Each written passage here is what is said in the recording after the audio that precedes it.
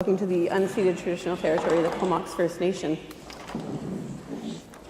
So we're going to talk about the court case that we were successful in September with regard to trespass on our reserve through our land code.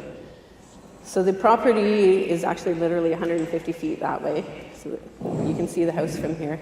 But so you can imagine the frustration that we as a council felt, what Monty felt, and our membership and our elders felt in having these trespassers on our reserve, creating unreasonable amounts of discord and discontent in the community and not being able to do anything about it.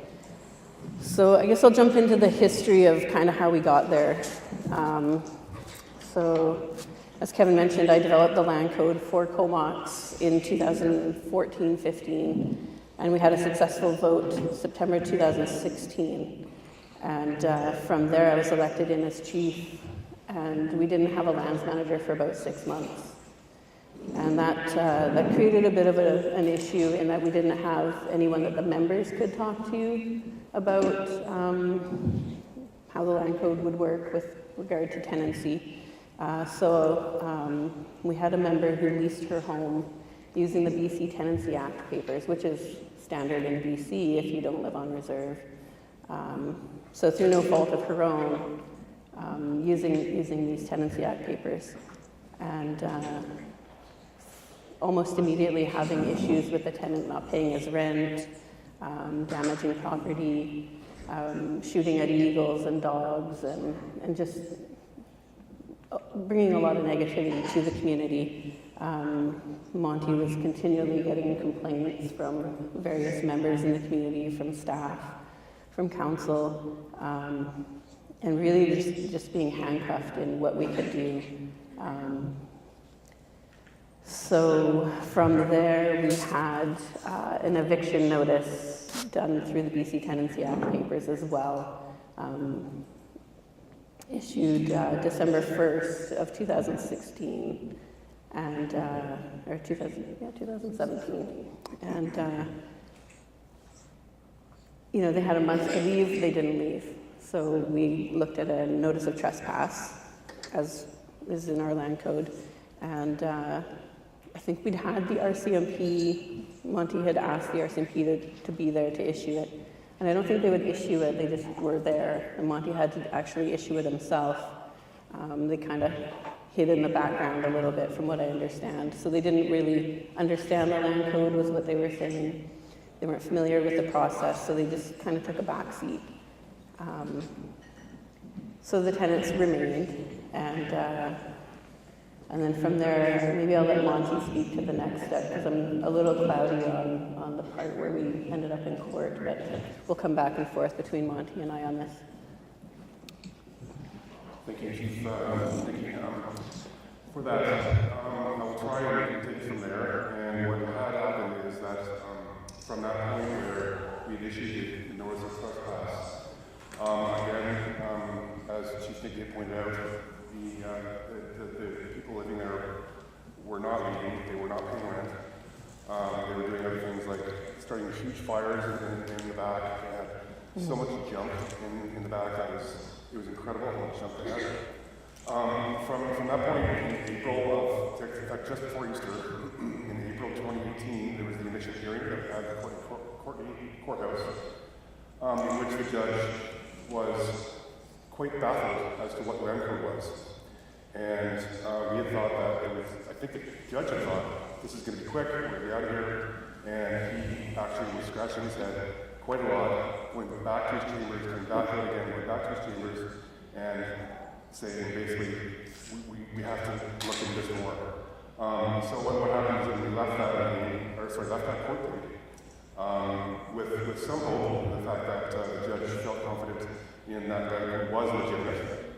And then the next court date was in May of 2018, where the tenants had to come back and plead whether they're guilty or not guilty. Okay, so we had to wait that time, and then at that point, the judge made the call that the area tenancy trial in September of 2018.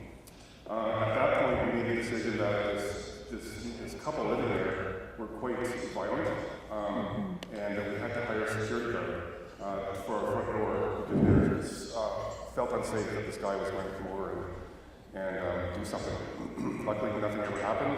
There was just a lot of, nasty faces and nasty comments shared between the security guard and the guy that goes back and forth. And then there was a court decision as well that same month, September of 2018. And then in October in which he was found guilty.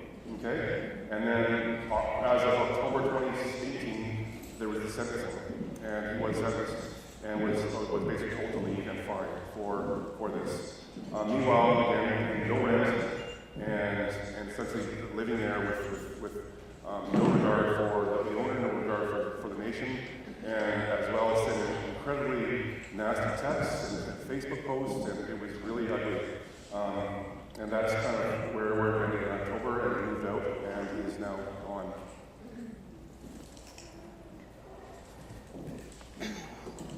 Yeah, so in the hindsight, I was talking with Carol, the assistant lands manager, this morning on any recommendations I would make, and I've had a good year to kind of give it thought on what we should have done and what we could have done, and what I would recommend to any First Nations developing a land code or operational. And I think early on when I was developing the land code, someone had mentioned, and I wasn't sure if it was Lisa or somebody else in the RC, but maybe taking your land code to the courthouse and to the RCMP or having a meeting with them just so that they're aware of your rights to develop these laws and that they need to uphold them. So making them familiar with it, as well as the local municipalities and anybody else that really needs to be aware of your laws and the fact that they need to enforce and uphold these. It's not a situation we wanted to be in where we were in court wondering how we're going to pay for the court fees and things. And I should throw a thank you to the Resource Centre for coughing up some cash to cover all of the costs, because that was really huge for our membership to not have to bear that cost. But definitely communication is the key, right? We could have communicated with our members a little bit better on what they should do to protect themselves in regards to leasing their homes and properties. From this whole event, I think we're developing a tenancy registration form, and it's to protect our members, but also to protect the band and the tenants themselves. But really, everything in life comes down to communication and just really communicating with the RCMP at a leadership level. That's something we're looking at. We have a new inspector in the valley, and he seems pretty keen to meet with us, so we really want to familiarize himself and his staff on our land code and the fact that they need to uphold and enforce it. Other than that, I mean, the courts are now familiar with the land code, and I think that's, I don't know, do you have any recommendations? Yes, that was one of the key things, is that, as Chief had pointed out, that the courts are now familiar with land code. That's huge. This is very much the case, and we hope it will help other nations across the country to recognize the fact that land code is a thing.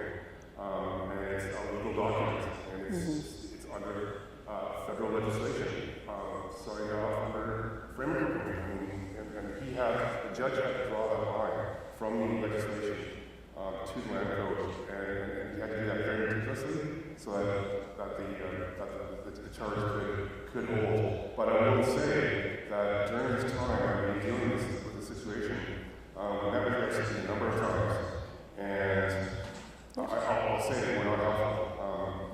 And we're very grateful now that this new detachment commander and the new people at that detachment here will be very much with open arms and help in any other cases that we have. One key provision in the land I want to point out here, though, is it's called 31 of the residency and rights. This and access rights. It was key to this whole thing. It reads, any person who resides on, enters, or remains on KFM lands other than in accordance with a residence or access right under this land code or under a law is guilty of an offense. that was key. If that wasn't there, I don't know what we would have done, actually. So our lawyer pressed that, and the judge was responsive to that, very hesitantly, but it was successful in the end. The other part is that we engaged a number of MLAs, a number of MPs, with very limited success there.